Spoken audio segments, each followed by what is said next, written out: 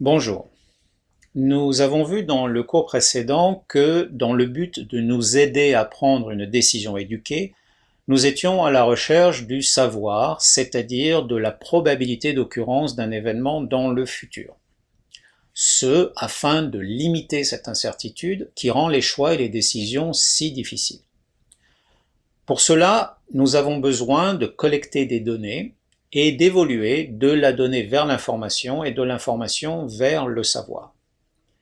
Pour ce faire, nous utilisons des outils mis à notre disposition par les analyses descriptives d'abord, puis les analyses diagnostiques pour enfin arriver à la modélisation prédictive. La modélisation prédictive repose sur deux principes de base qui sont la corrélation et la régression. La corrélation est l'observation de la dépendance de deux variables. Il y a corrélation lorsque deux variables évoluent ensemble.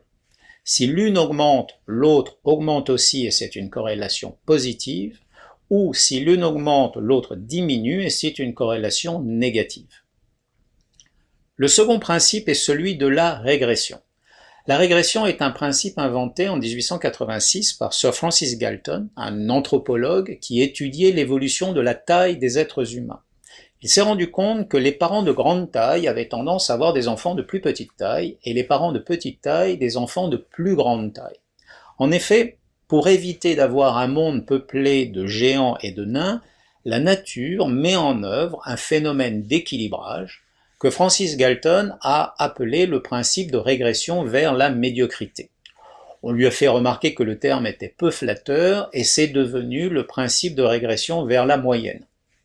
Ce principe veut que si une observation a tendance à s'éloigner de la moyenne, l'observation suivante aura elle tendance à s'en rapprocher. Ces deux principes vont nous permettre de bâtir un modèle. Qu'est-ce qu'un modèle? Un modèle, c'est une simplification de la réalité dans le but de mieux l'étudier et de mieux la comprendre. Nous allons parler de modèles mathématiques, mais il existe aussi des modèles physiques, comme par exemple la reproduction miniature d'un avion que l'on met dans une soufflerie afin d'en étudier le comportement avant d'y risquer un pilote. Commençons avec le plus simple des modèles que l'on appelle une régression linéaire. Nous avons deux variables, x et y, dont la relation est représentée par un nuage de points. Nous voyons qu'il existe une corrélation positive. Quand x augmente, y augmente aussi. Notre objectif, toujours le même, est de pouvoir prédire la valeur de y si nous connaissons x. Pour cela, nous allons simplifier la relation entre x et y, c'est-à-dire créer un modèle. Et nous allons résumer cette relation par une droite. Cette droite a une formule, y égale ax plus b, où a est la pente et b l'intercepte. Si nous connaissons x, en utilisant la formule de notre droite, nous allons pouvoir en déduire la valeur probable de y, avec une certaine marge d'erreur qui est d'autant plus faible que notre corrélation est forte. Comment cette droite est-elle calculée? De manière très simple, mais selon un principe important. Dans l'absolu, il existe une infinité de droites possibles et donc plusieurs valeurs possibles pour a la pente et b l'intercepte.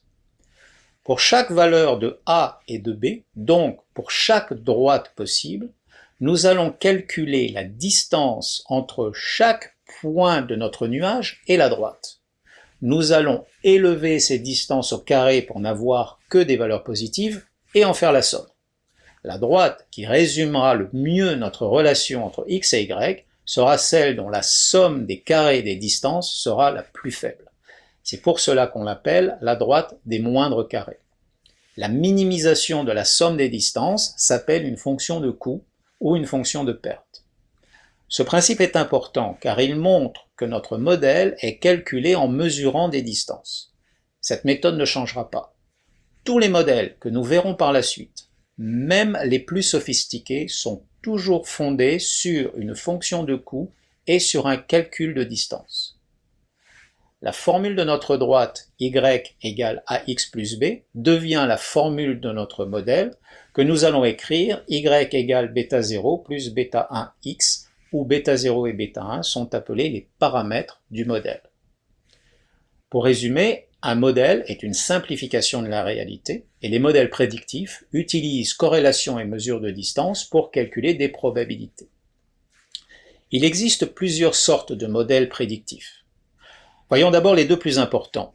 La plus importante famille de modèles que sont les modèles supervisés et les modèles non supervisés. Un modèle supervisé apprend à reconnaître une vérité qui lui est donnée comme référence, une vérité qui a pu être observée et enregistrée dans le passé. Pour un modèle non supervisé, il n'y a pas de vérité qui puisse être donnée comme référence. Ce sont le plus souvent des modèles de segmentation, encore une fois fondés sur des mesures de distance, et qui visent à obtenir la meilleure séparation possible de groupes les plus homogènes possibles.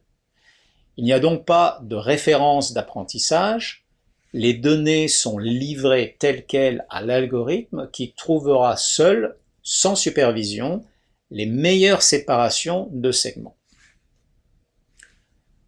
Une question souvent posée est comment savoir si le modèle est bon? Dans le cas d'un modèle supervisé, cela est simple puisque l'on a une référence d'apprentissage.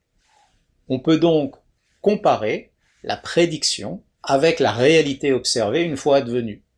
Dans le cas d'un modèle non supervisé et en l'absence de référence d'apprentissage, seul l'utilisateur final pourra décider si le modèle est bon, si les segments sont valides et utilisables, en fonction de sa propre expérience et de ses références. Au sein des modèles supervisés, nous avons les régressions et les classifications. Une régression a pour but de prédire un nombre, une dimension. Ce peut être un volume, une distance, une température, un prix. Une classification est un modèle qui va nous donner la probabilité d'appartenance d'une nouvelle observation à une catégorie, à une classe. Ce sont par exemple les modèles qui analysent des images et leur attribuent une étiquette. Ceci est probablement un chat, ceci est probablement un chien, un arbre ou une voiture. Nous avons donc 4 grands types de modèles. Les modèles supervisés, pour lesquels nous avons une vérité connue, une référence d'apprentissage. Les modèles non supervisés, pour lesquels il n'y a pas de référence d'apprentissage. Ce sont souvent des modèles de segmentation. Et dans les modèles supervisés, les modèles de régression qui visent à prédire une dimension, un nombre, et les modèles de classification qui calculent la probabilité d'appartenance à une classe.